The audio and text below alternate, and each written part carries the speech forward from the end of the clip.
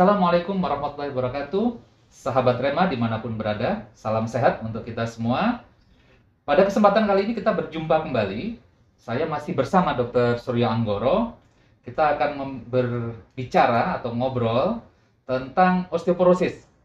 Karena kebetulan momennya adalah Hari Osteoporosis Internasional yang jatuh pada tanggal 20 Oktober 2021. Di video-video sebelumnya, kita sudah berbicara tentang apa itu osteoporosis, kenapa terjadi, dan apa yang menyebabkan seseorang bisa mengalami osteoporosis. Kemudian di video berikutnya kita bicara bagaimana mengenali orang-orang dengan osteoporosis dan apa yang harus dilakukan untuk bisa mengenali osteoporosis. Nah, berikutnya jadi tentu Dr. Suryo. Kalau kita sudah mengenali itu osteoporosis, oh ini osteoporosis nih, dari pemeriksaan, dari evaluasi yang kita lakukan. Kemudian apa nih nanti yang biasanya akan disarankan oleh para dokter untuk kemudian memberikan intervensi ya, memberikan saran kepada pasien agar tidak mengalami patah. Kan kita kemarin berbicara kalau bisa mencegah patah, bukan mengobati patahnya ya. Betul. Kalau mengobati patahnya tentu itu sudah standar. Bapak, Ibu, sahabat Rema semua tentu harus konsultasi dengan sejawat ortopedi untuk dilakukan intervensi untuk patahnya. Tapi pada kondisi sebelum patah, apa yang biasanya dianjurkan dan perlu dilakukan? Ya, terima kasih Dr. Rudi. Jadi ketika seorang pasien terdiagnosis osteoporosis, maka ada beberapa hal yang kita bisa sampaikan atau kita berikan kepada pasien. Yang pertama tentu edukasi. Ya. Edukasi bahwa tulangnya pasien sudah keropos sehingga memerlukan pengobatan, dan pengobatan osteoporosis ini pengobatan yang cukup panjang ya durasinya gitu. Yang kedua adalah selain Saya obat, potong Dr. Suryo. Edukasi jadi penting ya? betul, sangat penting. Karena salah satunya tadi tidak ada gejala gitu ya. Betul. Jadi kalau nggak paham, kita nggak ngerti. Lah saya ngapain minum obat, orang saya nggak ada gejala gitu Betul, ya. betul. Oke. Jadi ini penting sekali dipahami karena mohon nanti dilihat lagi video sebelumnya apa resikonya kalau kita kemudian tidak melakukan intervensi ketika kondisi osteoporosis. Ya, patah dengan berbagai konsekuensinya. Ya. Itu penting ya, Dok. Betul, betul. Oke, dilanjutkan Dr. Suryo. Ya, jadi tadi pertama memberikan edukasi Ya. pemahaman bahwa ini suatu penyakit yang memerlukan pengobatan dengan durasi yang cukup panjang, Ya, sehingga kepatuhan berobat sangat penting. Yang kedua adalah tidak hanya obat, tapi juga asupan nutrisi. Dalam hal ini adalah kecukupan kalsium misalnya, kemudian protein itu juga penting, kemudian menghindari makanan-makanan yang memiliki risiko memperberat keropos tulang, misalnya asupan garam yang tinggi itu harus dihindari. Kemudian aktivitas fisik juga penting sekali, meskipun pasiennya sudah keropos, justru aktivitas fisik tetap harus dilakukan. Kemudian yang lain juga adalah terkait dengan Agak sedikit vitamin D dari pajanan sinar matahari dan juga asupan dari vitamin D. Nah, itu adalah aspek-aspek yang perlu dijelaskan kepada pasien. Nah, yang kedua adalah mengenai pengobatan. Nah, pengobatan tadi tidak hanya obat osteoporosis, ada obat osteoporosis, ada juga seperti nutrisi yang juga kita perlu berikan. Dalam hal ini adalah asupan kalsium dan vitamin D yang cukup. Nah, mengenai obat-obatan, terdapat beberapa obat-obatan yang beredar di Indonesia yang dapat kita berikan untuk pasien yang mengalami osteoporosis. Ada obat minum, ada obat yang diinfus. Gitu. Jadi kurang lebih ketika pasien terdiagnosis osteoporosis, kita jelaskan kepada pasien, kemudian kita berikan kalsium dan vitamin D, dan kemudian kita memberikan pengobatan osteoporosis, obat osteoporosisnya. Ya. Kita coba sedikit pisahkan tadi ya, kita klik satu persatu. Untuk kalsium dan vitamin D. Jadi, tadi kalau nggak salah Dr. Suryo juga mengatakan sebenarnya pada kondisi sebelum osteoporosis, itu pun tetap harus diperhatikan ya. Betul, betul. Kalsium dan vitamin D. Kalau kalsium ini sebagian besar dari mana Dr. Suryo? Ya, jadi asupan kalsium itu bermacam-macam gitu ya. Bisa dari makanan yang mengandung kalsium itu misalnya dairy produk gitu ya, susu, keju, yogurt, dan lain-lain. Kemudian makanan-makanan yang relatif sering dijumpai di kita, misalnya ikan teri misalnya, itu kaya kan kadar kalsiumnya tinggi gitu ya. Jadi artinya ada banyak makanan yang bisa dikonsumsi untuk meningkatkan kadar kalsium. Kemudian yang kedua juga tentu pada pasien-pasien tentu kita bisa memberikan suplemen kalsium gitu ya. Suplemen kalsium. Jadi sumbernya dua, satu dari diet ya, yang kita bisa atur tadi, satu lagi suplementasi. Betul. Itu kalau suplementasi silakan berkonsultasi dengan dokternya apakah memang perlu suplementasi atau tidak. Betul. Gitu ya. Kemudian yang kedua vitamin D. Ya. Ini harus sepasang nih. Setahu saya nggak boleh nih hanya kalsium doang, vitamin D-nya dicuekin gitu, atau vitamin D saja kalsiumnya dicuekin gitu. Ini kayaknya nggak terlalu bermanfaat ya. Betul, betul. Harus dua-duanya. Kalau Ya. vitamin D dari mana nih Dokter Suryo? Ya, sumber dari vitamin D yang tentu yang sumber yang paling sederhana, yang paling mudah dan gratis adalah dari sinar matahari ya.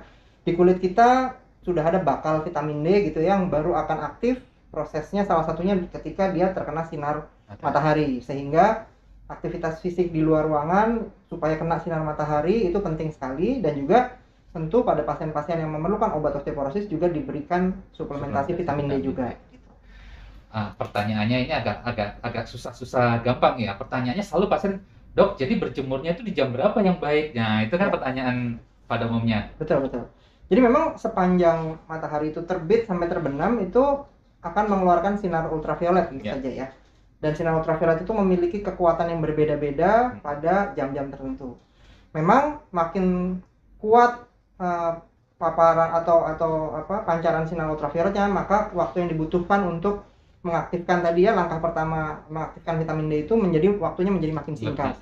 Ya. Akan tetapi tentu kita juga mesti mempertimbangkan tadi selain pajanan sinar ultraviolet untuk mengaktifkan vitamin D, juga pajanan sinar matahari juga bisa menimbulkan risiko juga untuk kulit dan lain-lain. Nah, oleh karena itu makanya ada penelitian dari guru kita di FKUI yang menunjukkan bahwa pajanan sinar matahari antara jam 9 selama 30 menit itu 3 kali seminggu itu sudah cukup untuk meningkatkan kadar vitamin D. Jadi artinya sepanjang hari itu bisa dilakukan berjemur, akan tetapi jam 9 sampai jam setengah 10 itu ada penelitian tersebut sudah terbukti cukup bisa ditoleransi dan juga terbukti meningkatkan kadar vitamin D gitu. Kalau mau di jam selain itu bisa juga, tapi tentu dengan durasi yang berbeda gitu. Kalau kurang dari jam 9 karena belum terlalu terik, maka durasinya harus lebih panjang kan gitu ya. Betul. Kalau mungkin lewat jam 10 atau lewat jam 11, semakin siang harus lebih pendek memang. Betul, bisa lebih pendek. Tapi tadi biasanya ada toleransinya resiko, menjadi lebih sulit karena akan panas, sakit buat panas. kulit gitu ya. Iya. Tapi kalau berjemur jangan pakai sunblock kali ya. Betul. Jangan pakai sunblock. Memang sengaja terpapar tubuh kita, terutama yang misalnya lengan gitu ya. Kalau misalnya bisa tungkai gitu sehingga terpapar matahari dan memberi kesempatan tadi yang dibilang calon vitamin D tadi itu bisa menjadi vitamin D yang aktif gitu betul. ya. Itu pada kondisi tertentu ditambah dengan suplementasi. vitamin D. Ini nanti konsultasi sama dokter, nanti suplementasinya dosisnya berapa dan berapa kebutuhannya berapa lama gitu ya. Kemudian berikutnya tadi tetap aktif. Betul, harus tetap aktif karena bahkan yang sudah osteoporosis bahkan yang sudah osteoporosis, bahkan yang sudah patah tulang akibat osteoporosis pun tetap ada aktivitas fisik itu tetap penting untuk membangun tulangnya gitu. Ya, jadi bukan berarti kalau sudah patah sudah selesai, enggak, tetap ada manfaatnya ketika aktivitas fisik itu tetap dilakukan. Oke, dari poin-poin tadi kemudian ditambah dengan terapi medikamentosa atau obat-obatan ya. Dan itu sekali lagi diserahkan kepada dokter masing-masing, pilihannya yang apa, ada yang diminum, ada yang diinfus. Betul.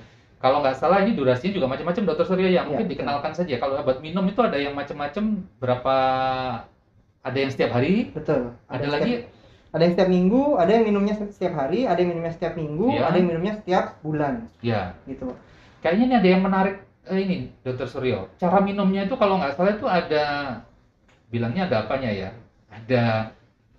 Ada kayak upacara, instruksi khusus lah ya. Betul. Boleh disampaikan Dokter Suryo biar yang mengkonsumsi ini tidak salah gitu ya. Jadi obat osteoporosis yang menjadi lini pertama pengobatan osteoporosis adalah obat yang kita sebut dengan golongan bisfosfonat. Golongan obat besarnya. Golongan bisfosfonat ini terdiri dari beberapa obat. Obat yang diminum contohnya adalah nama generiknya adalah risedronat atau alendronat gitu ya. Merek dagangnya macam-macam. Nah, obat tersebut itu diminum dengan cara minum yang spesifik gitu ya. Pertama adalah obat ini penyerapannya jelek sehingga harus diminum dalam keadaan perut kosong. Jadi pagi hari dalam keadaan perut kosong, belum makan apa-apa, belum minum apa-apa, maka obat itu diminum pada saat itu. Kemudian yang kedua, minumnya hanya dengan air. Hanya dengan kopi. Ya, tidak boleh dengan kopi, tidak boleh dengan teh, tidak boleh dengan pisang ya. Jadi harus dengan air putih. Kemudian Yang unik juga dengan obat ini adalah obat ini setelah minum obat ini selama setengah jam itu harus duduk tegak, nggak boleh sambil tiduran, nggak boleh bungkuk-bungkuk. Jadi buat yang muslim sholat subuh dulu baru makan obat ini gitu ya, supaya nggak Aktivitas bungkuk-bungkuk. boleh dong. Aktivitas boleh, yang Tegak. penting badannya tetap tegak. Betul, gitu. badannya tegak.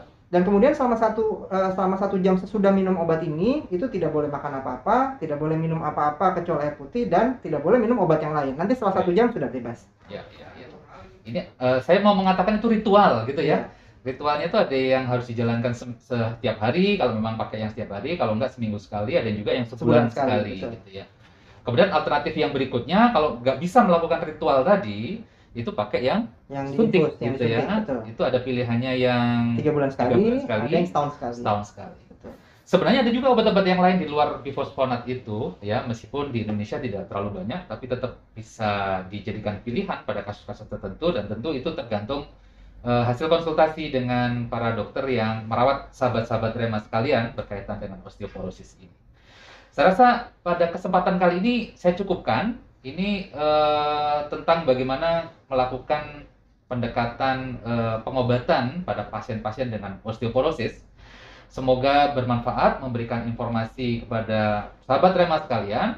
Ini juga bisa memberikan edukasi kepada sahabat-sahabat lain di luar pemirsa sahabat Rema ini, sehingga kita bisa memberikan informasi yang benar tentang apa itu osteoporosis, bagaimana mengenalinya, dan bagaimana melakukan tata laksananya. Tapi sekali lagi, diskusikan dengan dokter yang merawat, sehingga tidak ada kesalahan dalam melakukan rencana pengobatan osteoporosis ini. Semoga bermanfaat, dan kita akan berjumpa lagi di lain kesempatan. Terima kasih Dr. Trio. Kita akhiri. Wassalamualaikum warahmatullahi wabarakatuh.